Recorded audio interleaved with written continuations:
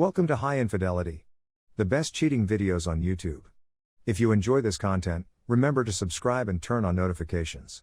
Now let's get into the video. 5 days since I served my soon-to-be ex-wife, 30 female, of 7 years now, everyone is piling on me to talk to her. I have made a decision to go NC after serving my wife 5 days ago. I am refusing to see or talk to her, and everyone's piling on to talk to her. It's driving me nutty, messages and calls 24/7. What can I say to these people to get them to back off without being rude? These are my friends, family, people I want to remain in contact with after the divorce is finalized. Some background: we dated from the age of 20 and married when she became pregnant with our son. Our marriage was great. We got another kid, a daughter, 2 years after the first, and have an excellent intimacy, good communication, good finances. We owned our house. We had a cat. Kids are well balanced and doing well. We were happy, or so I thought. Then about 4 months ago, my wife, let's call her Sue, came home from work gushing about this new manager they got. Let's call him Frank. I felt uneasy right away, like something was off. I smiled and asked a few questions, like if he was married, did he have kids, where did he live, etc. She tells me he is on his second marriage and have 4 kids in total. I was thinking this was probably a crush. I have had those, but they usually pass. So I decided to just wait. It would probably just go away. Over the next week, this would happen every day, and I got more and more uneasy. I decided I need to see if something more was going on, so I told Sue that I got a virus alert on the home network and that I needed to update the virus software on her pad, her mobile, and her laptop. She has no skills whatsoever. She gave me her equipment, and I installed remote monitoring software and key logging from the best online service I could find. Best $20 a month subscription I ever got. That a few days later, I saw the first text messages going back and forth between them. They were pretty innocent, mostly work-related. Still, the frequency escalates a little over the next 4-6 weeks and gets more personal. I do a soft confrontation with my wife. She comes home from work and I stare at her intensely. Sue, what is wrong? Have you crashed the car or something, Sue? What, Nam? You look like you have done something wrong and you are trying to hide it, Sue. No, I am not. What are you talking about? You look guilty of something. Are you lying to me? Is there something you need to tell Mesu? No, I just had a long day at work, blah blah. The next few days there was fewer messages between them, but they are quickly back at it in full force. The messages start to get flirty. I softly confront her again. Again she lies to my face. I decide this will probably end badly at around the 2-month mark, and I decide to prepare for the worst. I also start to prepare myself emotionally. Over the next 2 months their exchanges evolve into a full-blown emotional affair, and it's getting more and more. I confront my wife repeatedly. I don't present any evidence. She keeps lying. I am not going to force her to stop. After all, she is a grown woman, and she makes her own choices. She lies to my face again and again. I feel a gigantic rift opening up between us.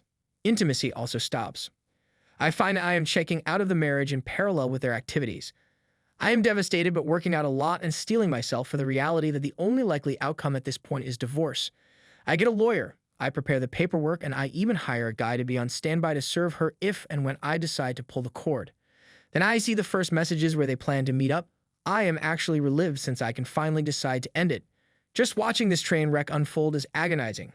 I rent a room on the same floor on the day they are planning to meet up, and I get my guy ready to serve her in the hotel. D-Day arrives, she lies and tells me she has to work overtime. I drive to the hotel and wait for her to arrive. Me and the guy I hired to serve her go up about 10 minutes after she gets into the elevator, and we go up to her floor. The elevator needed a key card. It is the only reason I rented a room. We go to the door. I hear moaning, so they are already at it. I hide around the corner, and he bangs loudly on the door. They go quiet. Frank, what is it serving guy? I have an urgent delivery for Sue. Sue, what is it serving guy? I don't know, ma'am. I have just been told it's urgent. It has to be delivered to you right now. And after some more back and forth, the wife finally opens the door in a robe. Serving guy Sue, last name. Wife. Yes, she gets the envelope, and I pop out to sign the form. My wife sees me and just goes white. I sign the papers I need to sign and walk over to her. She doesn't move. I don't know what is going on with her. She looks confused, to say the least. Like what she is seeing doesn't compute. I had prepared for this moment. I look into the room. Me.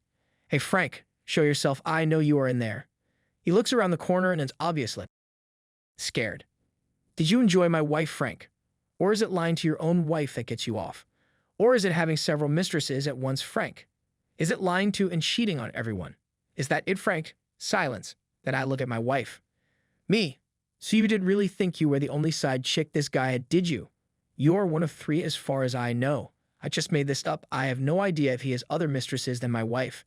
I just needed to be mean and ruin what they had going on me, Sue. Listen to me. You are single now, so don't let me disturb anymore. You can go back to continue your activities.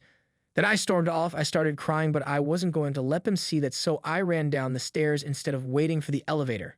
On my way, I heard this primal scream from my wife that was unlike anything I had ever heard before. I took a lot of solace in that scream the last few days. I got in my car and ugly cried for hours. Now I am mostly over it. I am glad it's done. I can move on. I feel liberated, actually. I told the kids they are staying with my parents for now. Even started to flirt with a work college, and I have got on Tinder. I am chatting with a few women, and it's a great boost for my ego. I am not looking for anything physical or serious. I will probably never trust anyone enough to have a long-term relationship again anyway. I haven't talked to my wife since. She floods me with messages that I just ignore. But everyone is calling me and trying to guilt trip me / pressure me into talking to her. I've also been thinking about telling Frank's wife. If I was her, I would want to know, and I don't think Frank will all of a sudden develop a spine and own up at it. I have decided to tell the wife. I have called her and told her the key facts. She didn't believe me outright, so I am meeting her at a coffee shop within the hour. I have also started to ask the people that call me to ask her why I am not talking to her. It seems to slow down the barrage. Now look at some comments. Some background. We dated from the age of 20 and married when she became pregnant with our son. Our marriage was great. We got another kid, a daughter, 2 years after the first, and had excellent intimacy, good communication, good finances. We owned our house. We had a cat.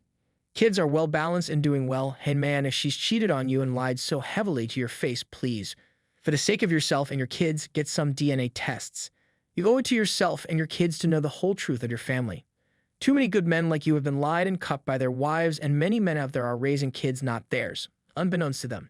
It's sad, evil, and cruel that wives do this to their loving husbands. The thought alone of infidelity and wives who bang their bad boys on the side and deceive their husbands about kids they think are theirs gets me livid and makes my blood boils. 30% of men in marriages here in the West are raising kids who aren't theirs, and it's truly depressing to know, even as a single man myself. So please, you should get a DNA test to be sure of it all. Yes, you'll still love them, as that bond with them would never truly go away, but you would do well to get a paternity test and make sure all possible lies and secrets your wife has placed into your family come to light. Also, yes, definitely tell us about meeting his wife and telling her about it. She deserves to know and will thank you for telling her. We'll probably never trust anyone enough to have a long-term relationship again anyway. Yeah, it's unfortunate, but that red pill of marriage will really hit you hard, and I don't blame you, man. After this, take solace in the 2 kids you have and the cat too. Pets are cool. And just know you did have a family you cared and provided for, and you were a great family man who was on top of it all.